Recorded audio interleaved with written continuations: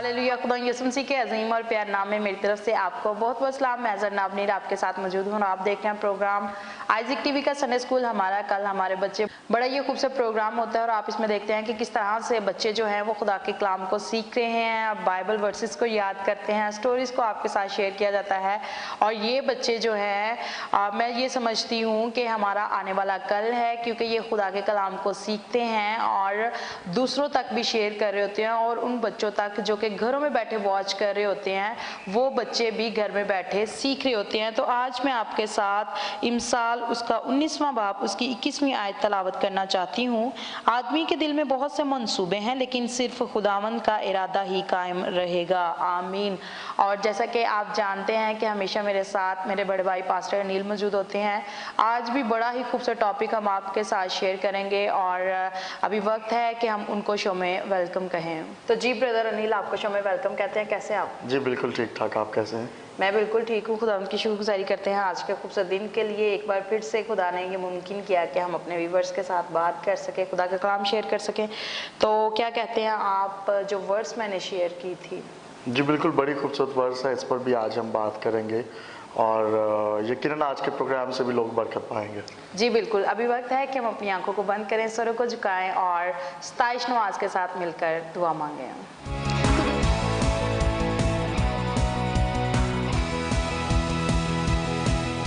कुदूस कुदूस में बांधा हम ते शुक्रिया अदा करते हैं आज के दिन के लिए बाप, जो तूने हमारी ज़िंदगी में मौका अता किया कि हम ते चरणों में आके नाम के इज़्ज़त और जलाल दे सके। बाप जी अब आप मैं दुआ करती हूँ टीचर जनाब पास्टर नील के लिए बाप, उनको अपने जलाल के लिए कसरत से इस्तेमाल करना बाप। मैं मुल्क पाकिस्तान के लिए दुआ करती हूँ बाप, मुल्क पाकिस्तान में अमन और सलामती कायम करना बाप जी। मैं सीनियर पास्टर फजल और आइज़िक टीवी की पूरी टीम के लिए दुआ करती हूँ बाप जी, उनको पिछू ब्लेस करना, बड़ी बरकत देना बाप। संडे स्कूल के बच्चों के लिए दुआ करते हैं बाप जी, संडे स्कूल के बच्चों को छू ब्लेस करना, बड़ी बरकत देना मांगते हैं मसीह के नाम से, आमीन। तो जी जैसे मैंने आज वर्ड्स शेयर की, आदमी के दिल में बहुत से मंसूबे हैं, लेकिन सिर्फ खुदावंद का इरादा ही कायम रहेगा। जी बिल्कुल ऐसे ही जनाब, बाइबल मुकद्दस का खुदा इस बात का दावा करता है कि वो इंसान से मोहब्बत करता है। अगरचे वो दिलो इंसाफ करता है, लेकिन वो ये चाहता है कि सबकी तौबा तक नौबत पहुँचे। और आदमी के दिल में बहुत से मंसूबे हैं, लेकिन खुदावंद का इरादा कायम रहेगा। और इस बात को याद रखें कि बाइबल मुकद्दस में ये भी लिखा है कि इंसान को बहुत सी ऐसी राहें जो इंसान को सीधी मालूम होती है और इसके इंतहा में मौत की राह है। उस बात को कभी जुटलाया नहीं जा सकता। अगरचे जनाब हम देखते हैं कि लोग बुरी हरकत में होते हैं और रुपये पैसे के पीछे इस तरह से भागते हैं, चाहे कुछ भी उनको करना पड़े वो रुपये पैसे को हासिल करना चाहते हैं। सो मैं ये कहना चाहता हूँ कि हमें इस बात को देखना है कि लोग किस तरह से रुपया पैसा कमाते हैं, अपने आप को देखना है। बहुत सी ऐसी राहें जो इंसान को सीधी मालूम होती हैं, उसके इंतहा में मौत की राह है। और बहुत से ऐसे मंसूबे हैं, आदमी के दिल में बहुत से मंसूबे हैं।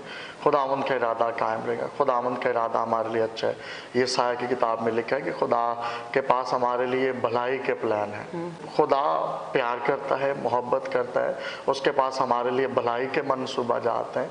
वो ये चाहता है कि सबकी तौबा तक नौबत पहुँचे, और इसके साथ साथ वो ये चाहता है कि सभी जो हैं वो उसके बेटे यीशु मसीह को निजात दहिंदा के तौर पर कबूल करें, क्योंकि उसने कफारा के तौर पर, फिदिया के तौर पर अपनी जान सलीब पर दी है। बड़ा खूबसूरत आप शेयर कर रहे हैं कि हमें खुद हम यीशु मसीह को कबूल करना है और अपने सारे इरादे जो हैं, अपनी सारी फ़िक्रें जो हैं वो खुदावंद पर डाल देने की ज़रूरत है और खुदावंद से कहने की ज़रूरत है कि खुदावंद तेरी मर्ज़ी हमारी ज़िंदगी में पूरी हो। क्योंकि इंसान जो है वो बहुत कुछ प्लान करता है, बहुत कुछ ख्याल करता है कि मैं ये भी करूँगा, इस तरह से मैं अपने बच्चों का फ्यूचर सेट करूँगा। और लेकिन क्या होता है कि हम उस तौर से नहीं कर पाते, क्योंकि वो हमारे मंसूबे होते हैं, हमारे प्लान्स होते हैं, लेकिन खुदावंद के मंसूबे, खुदावंद के इरादे, खुदावंद के ख्याल जो हैं वो भलाई के हैं। सो खुदावंद पर तवक्कल करना शुरू करें और अपने आप को और अपनी फैमिली को खुदावंद के हाथों में दें। अभी वक्त है कि हम बच्चों का एक खूबसूरत टैब्लो देखें। बड़ा ही खूबसूरत टैब्लो है, आइए मिलकर देखते हैं।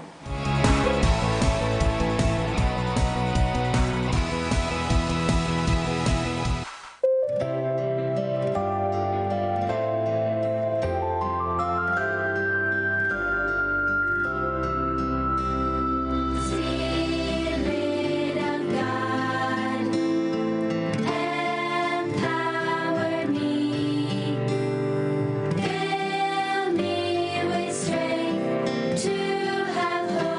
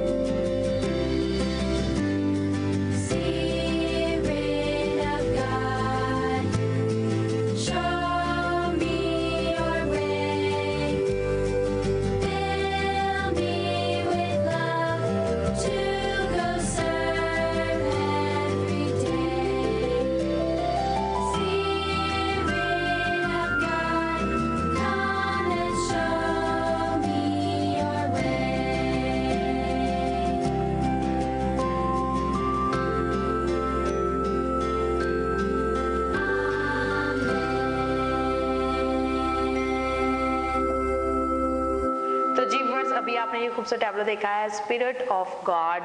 यकीनन खुदा का रूह जो है वो हमें गाइड करता है, वो हमें सिखाता है और वो लम्हा ब लम्हा हमें ज़िंदगी में जीने के तरीके सिखाता है। तो अभी आते हैं पास्टर अनिल आपकी तरफ, आज की बड़ी खूबसूरत स्टोरी भी हम लोग शेयर करने वाले हैं, क्या कहते हैं आप? बड़ी ज़बरदस्त स्टोरी है जनाब, और यूसुफ की स्टोरी को देखते हैं, बिन्यामीन को देखते हैं कि बिन्यामीन के सफ़र को देखते हैं, किस तरह से उसने सफ़र किया, अपने भाई के पास पहुंचा।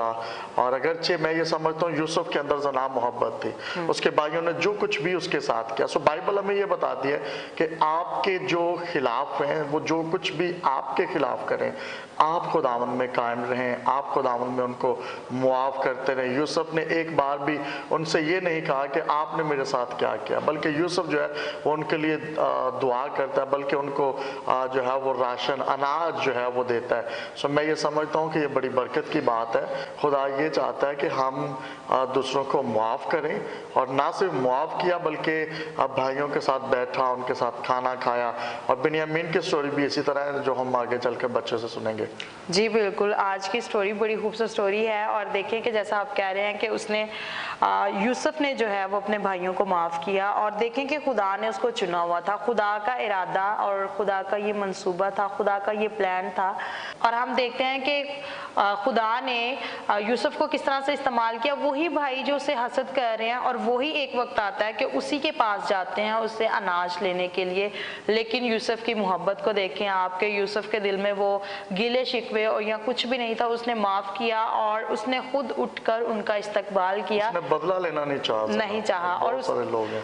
और उसने देखें उसको माफ़ भी किया, उनको माफ़ भी किया, और फिर खुद उठ के उनका इस्तकबाल किया, उनको वेलकम कहा। और फिर देखें कि उसके दिल में मोहब्बत थी, और उसने जब उसके बाकी भाई जो हैं वो उसके पास गए, लेकिन उसने शमाउन को रोके रखा, और उसने कहा कि नेक्स्ट टाइम जब आप आओ, आपने क्या करना है, अपने बिन्यामीन को साथ लेके आना है। हालांकि उसका बाप जब वो दोबारा अनाज लेने के लिए जाना चाह रहे थे, उसका बाप रजामंद नहीं था, याकूब जो है वो रजामंद नहीं था। उसने कहा कि पहले ही मैं अपना बेटा जो है वो खो चुका हूँ, और अब मैं बिन्यामीन को खोना नहीं चाहता। अभी व्यूअर्स, आज की स्टोरी भी बड़ी खूबसूरत स्टोरी है। आप भी ज़रूर खुदा के कलाम को पढ़ा करें, और आप खुदा के कलाम में से सीख सकते हैं कि किस तरह से खुदा जो है अपने लोगों को इस्तेमाल करता रहा। आज खुदा आपको भी इस्तेमाल करना चाहता है। आज खुदा के मंसूबे और खुदा के इरादे भी आपकी ज़िंदगी के लिए हैं। फ़क्त अपने आप को खुदावन के हजूर झुकाएं और खुदावन से मदद मांगें कि खुदावन तेरी मर्ज़ी हमारी ज़िंदगी में पूरी हो। जिस तरह से हम दुआए रुबानी में भी कहते हैं कि खुदावन हमारी नहीं बल्कि तेरी मर्ज़ी पूरी हो, तो ये ज़रूरत है कहने की कि खुदावन आज तेरी मर्ज़ी हमारी ज़िंदगी में पूरी हो। अभी वक्त है कि आइए 27 तारीख से ये खूबसूरत स्टोरी सुनें।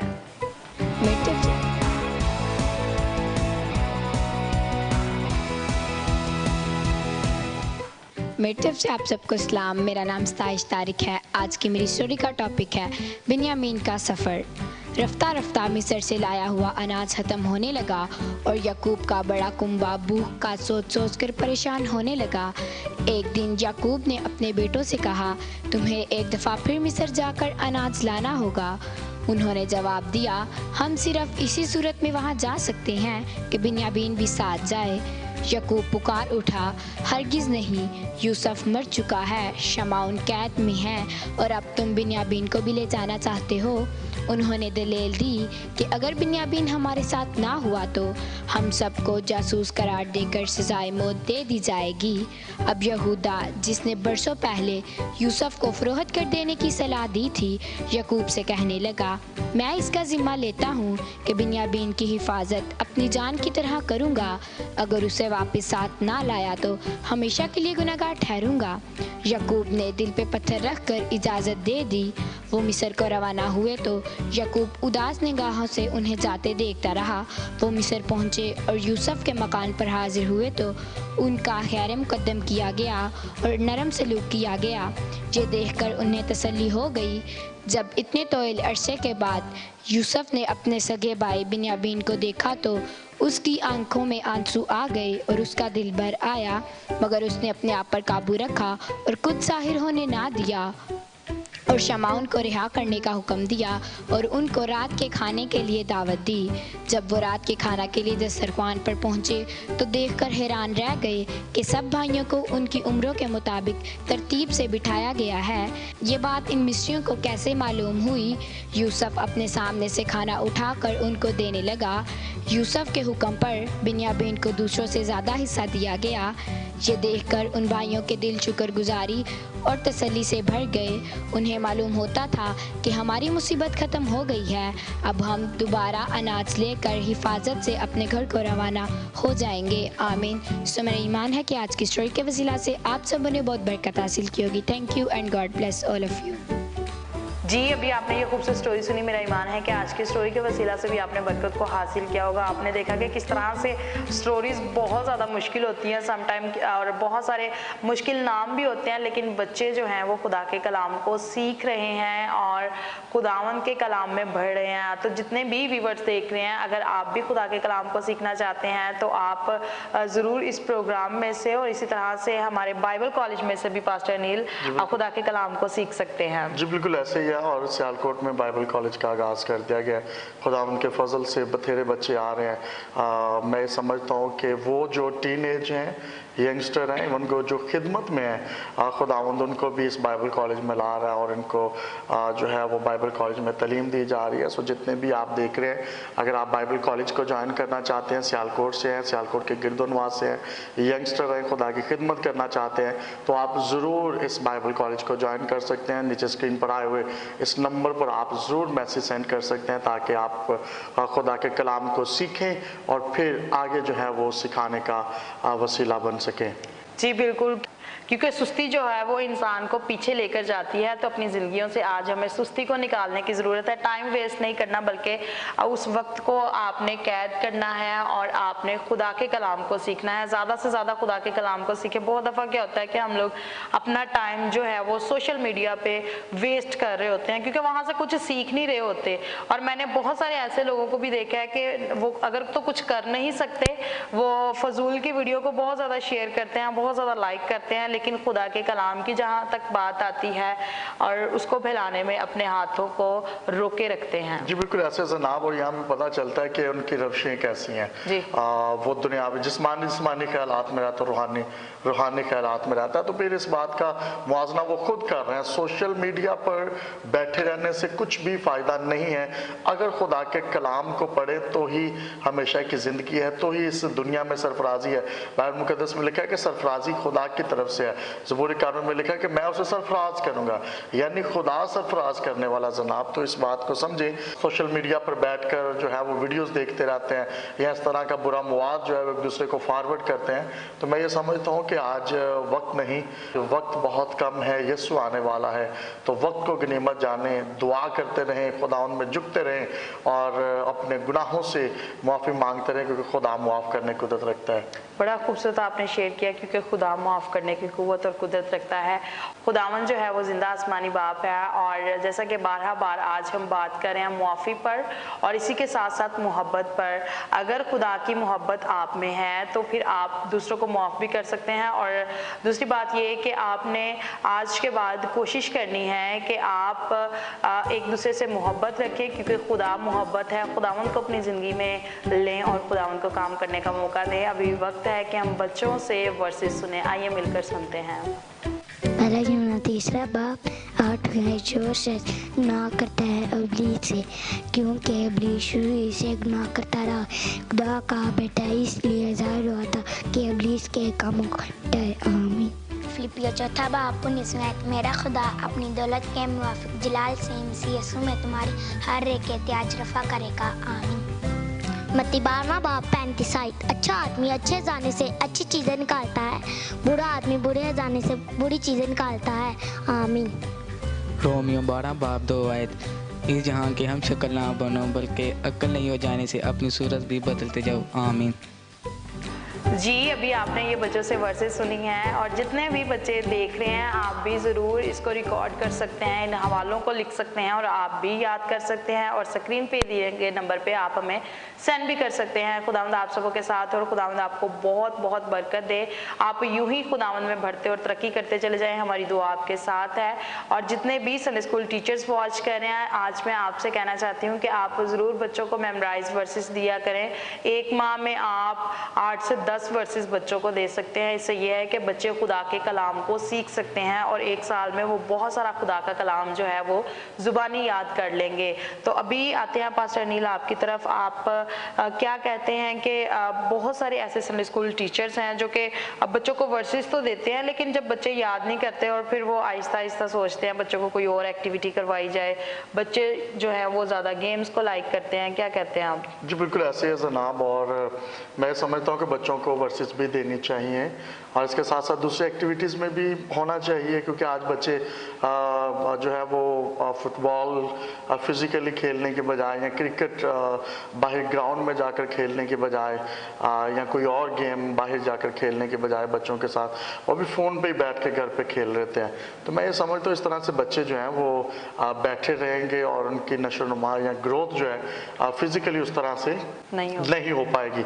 सो मैं ये कहता हूँ कि बच्चों को खेलकूद का टाइम भी चाहिए और उनको फ़ोन से बाहर निकालें, फ़ोन की दुनिया से, टेलीफोन की दुनिया से, और उनको कहें कि आप फिज़िकली घर पे गेम खेल सकते हैं, बाहर जाकर खेल सकते हैं। और इसके लिए ज़रूरी होगा कि बच्चों को अब माएँ क्या करती हैं जनाब, बच्चों को फ़ोन पकड़ा देती हैं और ख़ुद भी जो है वो फ़ोन पकड़ के बैठ जाते हैं। बच्चा अपने फ़ोन पे लगा रहता है और वो अपने फ़ोन पे लगे रहते हैं। तो इसलिए हमें ये फ़ोन को जो गलत इस्तेमाल मैं कहूँगा जिसने आपकी फ़िज़िकली ग्रोथ बच्चों की रोक दी है, तो मैं ये समझता हूँ कि ज़हनी तौर पर दोबारा से प्रिपेयर होने की ज़रूरत है और फ़ोन को एज कॉल की तरह लेना चाहिए कि अगर कोई कॉल आगे सुन ली उसके बाद कर ली और बस राब्ता रहे, और ये राब्ते का एक कनेक्शन है, ना कि आपको इस तरह से सोशल मीडिया पे हर वक्त बैठे रहना।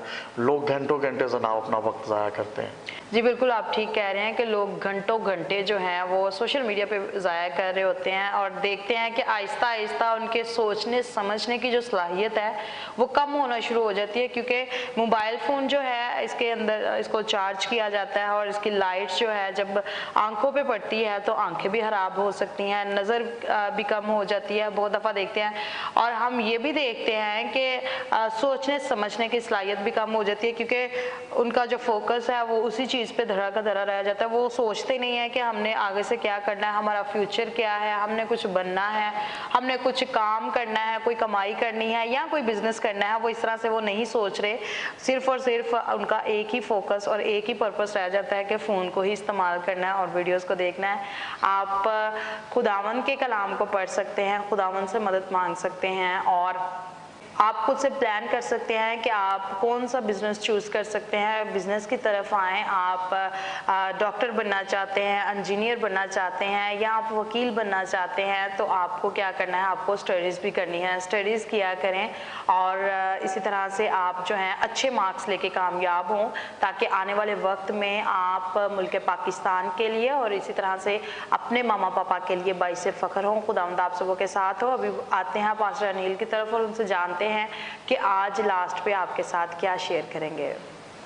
तो जी जितने भी व्यूवर्स इस मुझे आज टीवी पर वॉच कर रहे हैं, जहाँ जहाँ मेरी आवाज़ पहुँच रही है, मैं आप सबको ये मैसेज देना चाहता हूँ कि खुदावंद के कलाम में बढ़ते चले जाएँ, खुदावंद को ज़िंदगी में काम करने का मौका दे। बहुत से ऐसे लोग हैं जो अभी भी खुदा से दूर हैं और मैं आपको ये कहना चाहता हूँ कि आपको रिपेंट करने की ज़रूरत है, आपको तौबा करने की ज़रूरत है, बुरे कामों से पलटने की ज़रूरत है। अगर आप नशा करते हैं, नशा बेचते हैं या इस तरह की किसी बुरी लानत में फंसे हुए हैं, तो याद रखें रुपया पैसा इस दुनिया में रह जाएगा। अगर आप सिर्फ रुपये पैसे के लिए इस तरह की लानतों में फंसे हुए हैं, तो आपको निकलने की ज़रूरत है। खुदावंद को शख्सी तौर पर निजात दहिंदा कबूल करने की ज़रूरत है और कोई अच्छा पेशा इख्तियार इख्तियार करे। बाइबल मुकद्दस में लिखा है जो चोरी करने वाला है वो चोरी आगे को चोरी ना करे बल्कि अच्छा पेशा इख्तियार करे। इसलिए जो शराब बेचने वाला है, जो बुराई में बढ़ रहा है, अगर आप गलत वे से पैसा हासिल करना चाहते हैं या कर रहे हैं तो आपको तौबा करने की ज़रूरत है, खुदावंद के हजूर आने की ज़रूरत है। खुदा माफ़ करने की कुदरत रखता है। खुदावंद आपके साथ हो, खुदा आपको बरकत दे। और मेरा ईमान है कि आज के प्रोग्राम के वसीला से भी, बातचीत के वसीला से, बिन्यामीन यूसुफ की स्टोरी से आपने बरकत पाई है। खुदावंद आपके साथ हो, खुदा आपको बरकत दे। God bless you all. तो जी वर्स, मेरा ईमान है कि आज के एपिसोड के वसीला से आपने बरकत को हासिल किया होगा। आपने आज स्टोरी में से सीखा कि किस तरह से यूसुफ ने अपने भाइयों से मोहब्बत की और उसने वो अच्छा खाना, जो सबसे अच्छा खाना था, वो उसने और वाफर मिकदार में उसने अपने भाई बिन्यामीन के सामने पेश किया। और इसी तरह से उसने अपनी मोहब्बत को भी जाहिर किया और उसके भाई जो हैं वो अनाज लेकर वापस लौटे। आज हमें भी शफकत बड़ा हाथ बढ़ाने की ज़रूरत है और दूसरों से मोहब्बत करने की ज़रूरत है, दूसरों को माफ़ करने की ज़रूरत है और अपनी रविशों, अपनी बुरी रविशों से बाज आने की ज़रूरत है। खुदावंद आप सबों के साथ हो। खुदावंद आपको बड़ी बरकत दे। हमें अपनी दुआओं में याद रखिएगा और स्क्रीन पे दिए गए नंबर पे आप हमें फीडबैक भी सेंड कर सकते हैं। देखते रहिए Isaac TV. God bless you all.